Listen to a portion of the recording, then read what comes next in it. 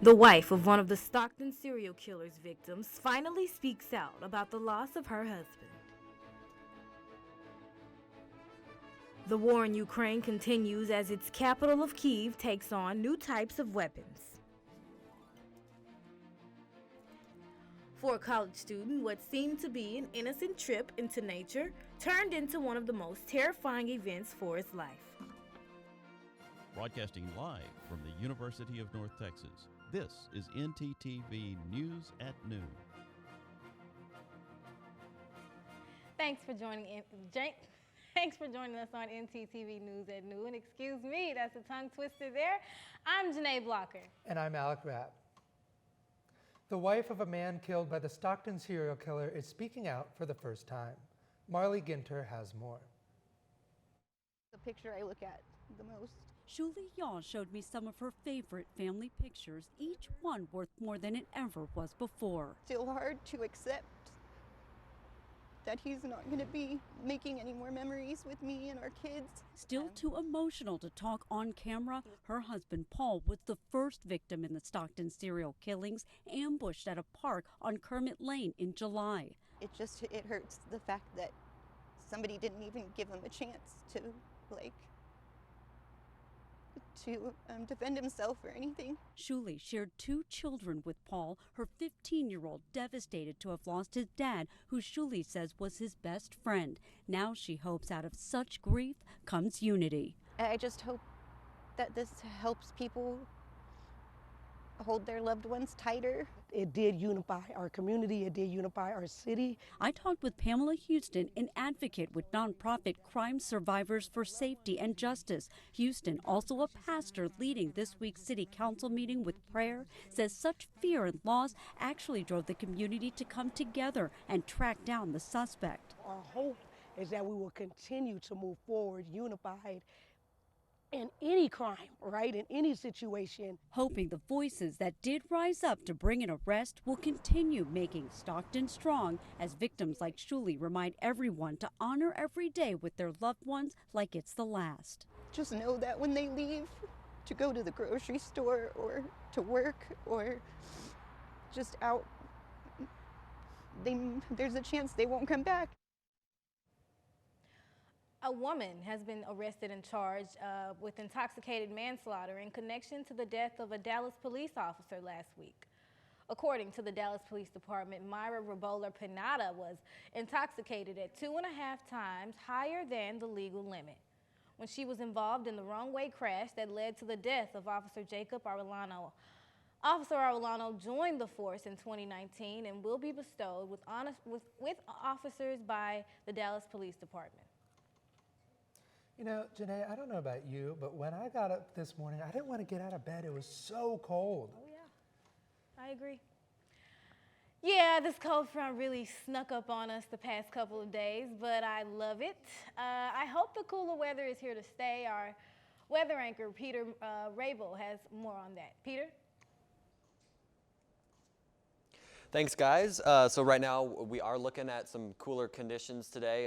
It's about 57 outside, but it feels like 55. It's a little cooler. And then wind speeds only 6 miles an hour, so not too bad. It's pretty sunny out. And then moving on to tonight, we're going to be seeing 51. It's not going to get too much cooler tonight.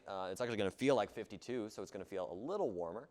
And then the wind's about 8 miles an hour. It's going to be pretty much the same. And then looking at tomorrow, we're going to have 80 degrees all day pretty much. It's going to feel like 80. It's going to feel nice and warm out. So unfortunately, that cooler weather is going away for a little while, especially with winds back down to 6 miles an hour. So it's going to get a little warmer. But back to you guys at the desk. Is being faced on the war in Ukraine. Kamikaze-style drone attacks have been shooting at its capital of Kyiv. More on this next after the break. And a new community youth choir is joining Denton's music scene. Find out more on this story later in the show.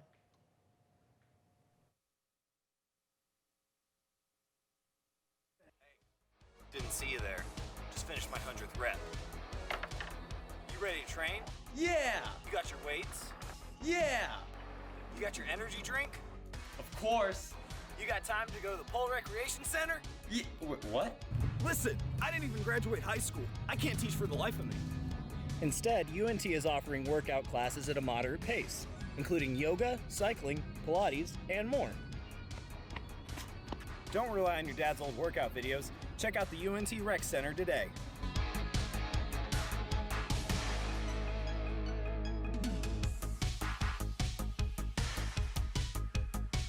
So a man's been walking in the desert for days at a time.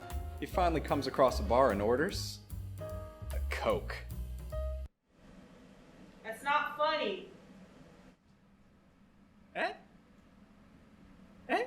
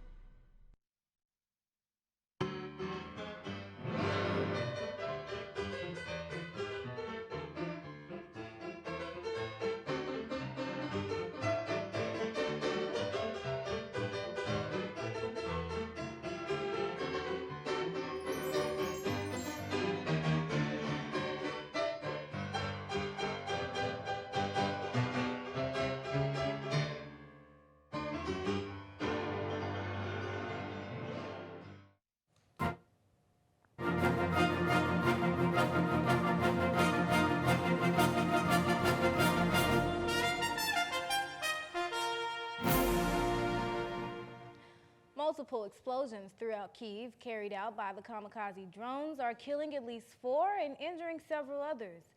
Officials say this is just the latest attack carried out by Russia. We will turn over to Chris Nguyen for details. Kyiv, the capital of Ukraine, bombarded with kamikaze drones on Monday, according to Ukrainian officials who repeated their calls for Western allies to supply the country with more advanced air defense systems. Kyiv's security forces fighting back, shooting down 36 of 42 drones that were launched by Russia. The Russians tried to destroy critical infrastructure of our hometown. Before the winter, they want to switch off the electricity and to make an attack to our power plants, stations. The drone attacks come after Moscow fired hundreds of missiles at civilians across Ukraine last week. Putin has had a very bad 3 months. His offensive in Donbass was stopped in mid-July. You've had this great counteroffensive by the Ukrainians. And then you had the blow-up of the Kerch Bridge, which is vital for Russian military supplies for their forces in southern Ukraine. The Biden administration will now factor in Russia's use of these drones in its future planning as it pertains to helping Ukraine, according to a senior administration official. A pregnant woman among those killed in the strikes as search and rescue operations continue. I suspect Zelensky has no interest in conceding any land of Ukraine to Russia because of the great Russian war crimes committed against the Ukrainian people, which includes the rape of Ukrainian women, the abduction of Ukrainian children, and massive torture. In Washington, I'm Chris Wynn reporting. Gas prices may be below $3.50 in most parts of Texas, but in certain areas of the country, it remains above $5. To combat stagnant gas prices, the Biden administration plans to announce new strategies to lower gas costs. Today, Joe Biden is set to announce the sale of 15 million barrels of gas in December and a record-breaking 180 barrels of gas over the next 6 months. By accessing this nation's Strategic Petroleum Reserve, or SPR, the White House can counter OPEC Plus's decision to cut oil production for a time. Biden's announcement is expected to also include how his administration plans to buy a new oil to replace what will be released once prices lower again. The Biden administration has made it clear that it is ready to release more oil from the reserves if it's necessary to reduce costs for consumers.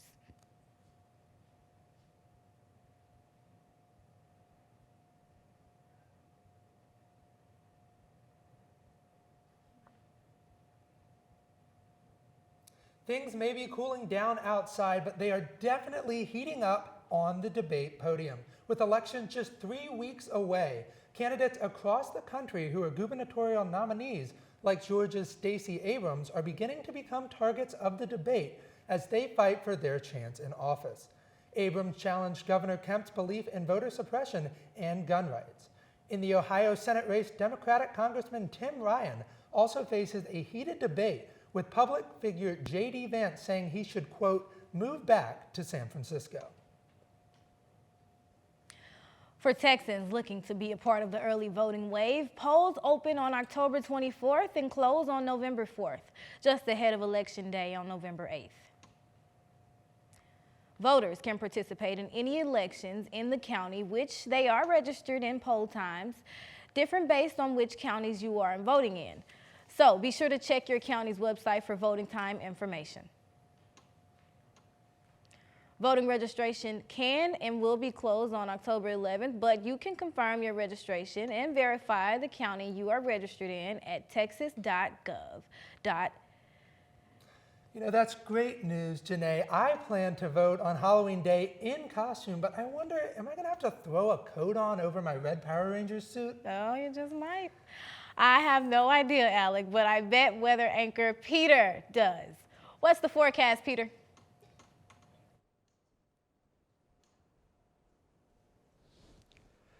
Thanks, guys. Alec, I'm excited to see you in full costume, whether you're wearing a coat over it or not. Just looking at our temperatures right now for the region, over up here in the northeast, we are looking at cooler temperatures, getting especially up to 54 in Paris, Texas, 57 in Denton, a little bit more middling, high 50 degrees. And then over here, actually in the southwest, it's even warmer. We've got 60 in Fort Worth, 62 in Stevensville and Graham. And then as we zoom out to our our actual regional map, we're looking at high 50s, low 60s over here for the most part. Northeast of Texas, again 57 in Denton, 55 in Oklahoma City, heading north, lower 60s in Austin, and then we actually have high 60s in Abilene. But anyway, moving on to our 7-day forecast. We're looking at 80s for the rest of the week. We're going to start at just 80 degrees, but we're actually going to get up to 86 as we head into Saturday. It's going to be 84 on Sunday as the clouds come in, and it's going to be real nice that night when we get to the lower temperatures. On Monday, we do have a 50% chance of rain as it brings a cold front back in. Looking at 76, but the low temperature is going to stay pretty high still, so those cooler temperatures may not stay for very long as we head into Wednesday and then later into the month. But that's all I have for you guys. I'm going to go ahead and toss it to our live anchor, Leslie Juarez, who has some information for UNT students here in Denton. Leslie? Thank you, Peter. That's right. UNT is having a housing event here going on right now, right outside the library mall. This event is to bring information to students about off-campus housing in Denton with the goal of connecting students with representatives from area properties and housing resources in the city. I was just out there checking it out myself, and there are about 25 different property complexes, and there's even a booth about transportation. The event is free as long as you bring your student ID, and it ends at 1 p.m., so make sure you get out there if you're trying to find information about off-campus housing. That's all I have. Back to you guys at the desk. Thanks, Leslie. What seemed to be an innocent trip into nature turned sour when a group of college students crossed the path of a grizzly bear. More on this story coming up. UNT is celebrating its 75th January jazz anniversary. A celebration is being held with music and food. This event is sure to be a good time, so stick with us to find out how you can participate. We'll be right back. Where everyone plays a dangerous game with the flu. Going in uneducated, you run the risk of symptoms like cough, migraine, and fatigue. Don't be like this guy. Combat the flu with cough drops, ibuprofen, and a good night's sleep. Be smart, don't catch the flu. UNT is more than 125 years in the making. To find new solutions, we create a new point of view. We know what's possible when creativity, originality, and independent thought converge. We're ranked a Tier 1 research university. We're home to excellence the size of Texas. Define your future at UNT and soar to new heights.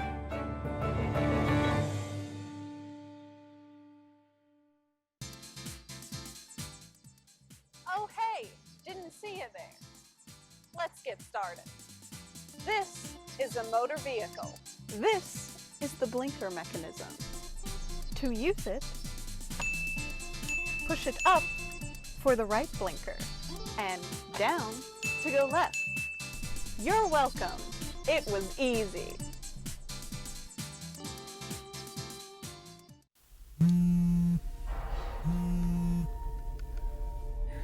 Oh, sorry.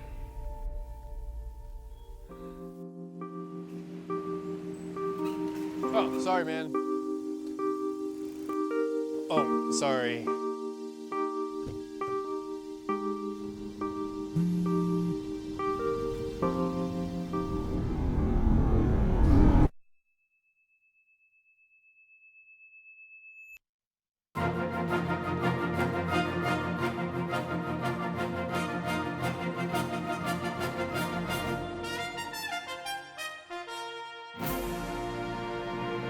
Welcome back to ntTV News at Noon.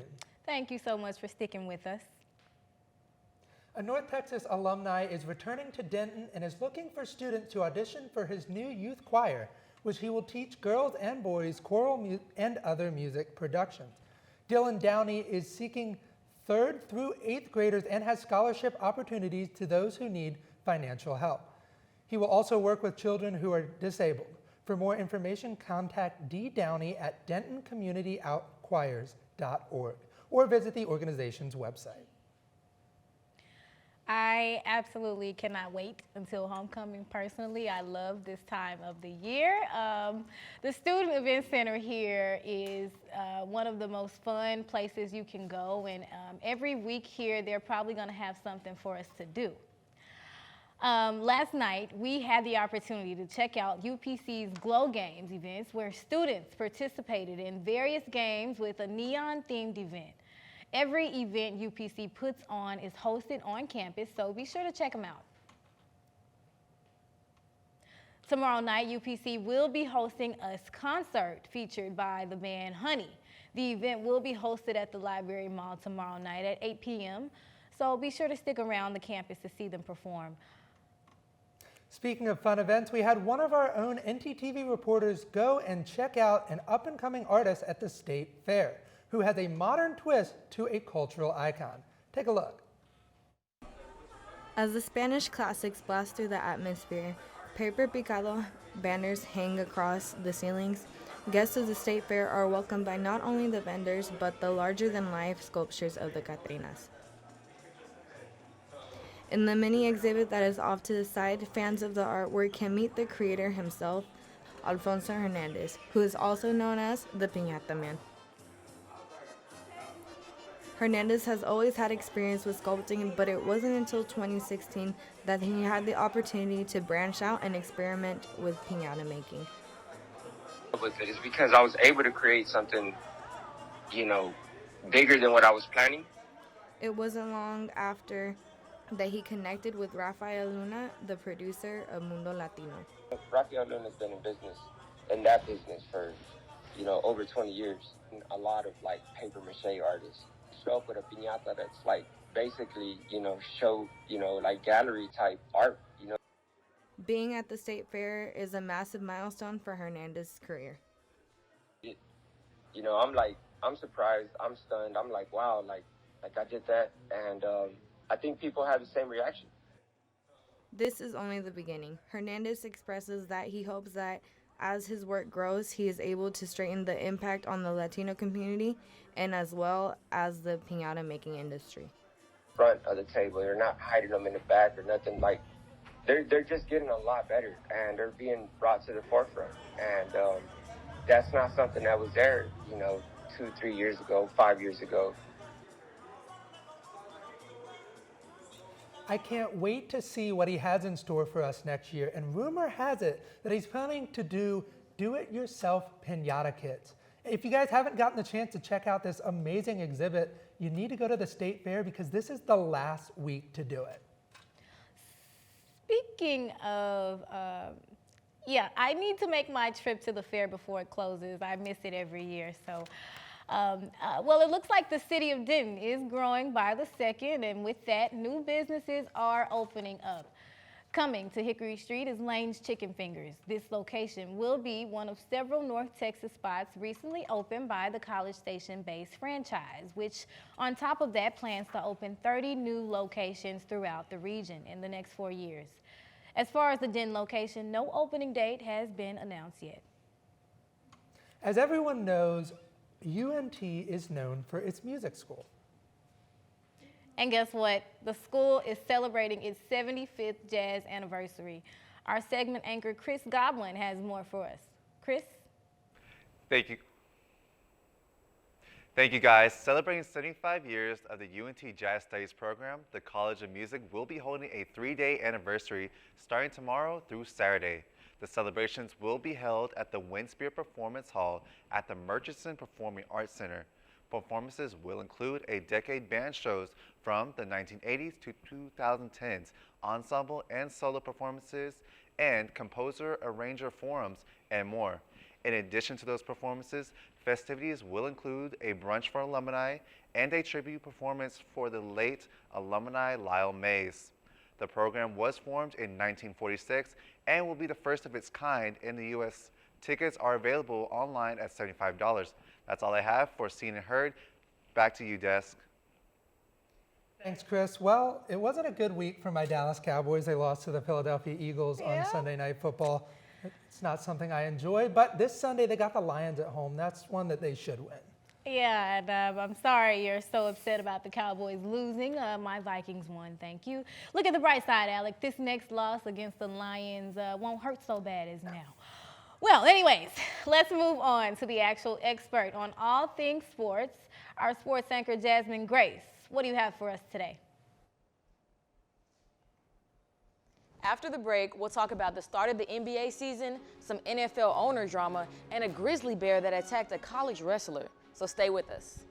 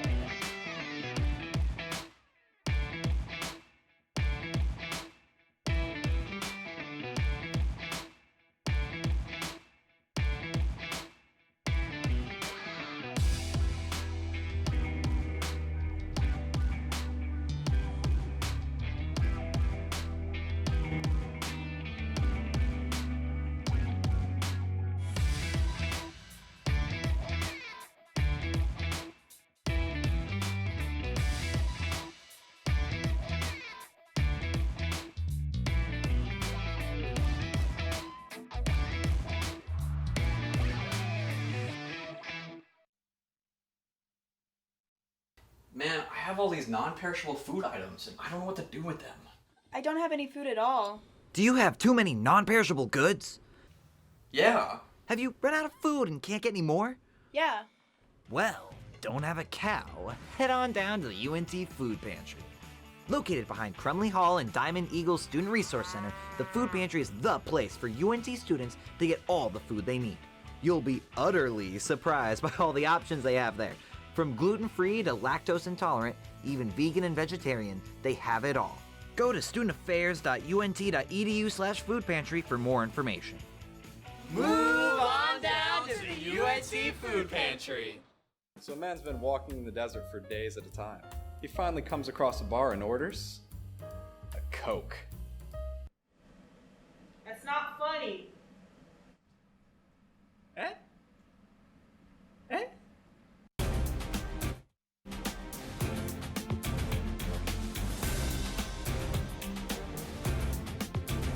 NBA season has kicked off. Last night, there were 2 NBA games that aired on TNT. The first was an Eastern Conference showdown between the Philadelphia 76ers and the Boston Celtics. Jason Tatum and Jaylen Brown both scored 35 points each, leading their team in scoring. The Celtics shot 56% from the field as a team and 34% from three-point range. The Celtics got the win 126-117. They take on the Miami Heat this Friday, and the 76ers will play the Milwaukee Bucks tomorrow. On the West Coast, the Golden State Warriors opened up their season up against the Los Angeles Lakers. The Lakers, starring LeBron James, weren't looking too hot as they battled Stephen Curry and the Warriors. Curry had 33 points, including 2 and 1s that really helped the Warriors build momentum to secure the win. He also had 6 rebounds and 7 assists. The Warriors take on the Denver Nuggets this Friday, and the Lakers play the Los Angeles Clippers. Are Warriors going to be back-to-back champions? I guess we'll have to wait and see. NFL owners voted 31-1 last Tuesday to permit their compensation committee to open negotiations on a new contract with Commissioner Roger Goodell. At the owners-only session, the Dallas Cowboys owner Jerry Jones and New England Patriots owner Robert Kraft got engaged in a heated exchange. League and ownership sources told ESPN that Jones was the lone opposing voter, which led to his and Kraft's back and forth. The NFL and the Cowboys spokesman declined to comment. A Patriot spokesman didn't provide a comment either. A wrestler from Northwest College is in recovery after being attacked by a grizzly bear. A group of students were hunting in Montana when the bear appeared and posed an immediate threat. Shara Park has more. Glad we have each other still. There's an overwhelming sense of gratitude in this Billings, Montana hospital room tonight. I'm glad all 4 of us walked off that mountain.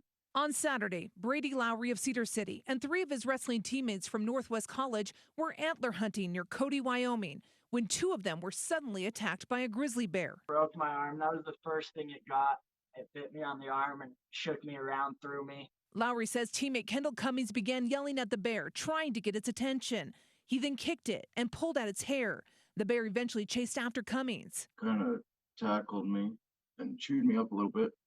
And then when it was done, it wandered off, and I started calling out for Brady to make sure he was all right. The bear circled back and attacked Cummings a second time. That's when it got my head and cheek. But eventually took off, leaving Lowry and Cummings badly injured. And we heard Kenny yell, and he came out of the trees where the bear was at, and he was just covered in blood. And he walked down to us. Gus ran up and helped him. And rescue crews eventually reached the young men. Lowry and Cummings were flown to St. Vincent's Healthcare in Montana, where they were treated for broken bones and lacerations. Tonight, their families are thankful. Saved my son's life. Not only for how these young men reacted to the attack, but the support they've seen after. When I showed up here, that whole wrestling team was here. Sat with these guys for 2 days solid. That young man over there, Kendall, was the hero. It was a horrifying situation for these young wrestlers. It was a big bear, looked scary, mean, teeth, drooling, breath stank. But tonight, they're on the road to recovery, and their bond is stronger than ever. I don't think anyone else lesser than a wrestling team with the bond we have, they wouldn't have handled it as well as we did. Well, guys, that's all I have for sports. Back to you guys at the desk. Thanks, Jasmine. Nostalgia runs wild, with Americans paying top dollar for the limited time offered toys from the McDonald's and streetwear company Cactus Plant Flea Market's adult Happy Meals. They quickly sold out after they were available. Now these toys, they're being resold online at high prices, up to $300,000. Currently, McDonald's has not confirmed whether they will be bringing back the adult Happy Meals in face of its high demand. Thanks for watching ntTV News at noon. Join us again tomorrow here on North Texas Television.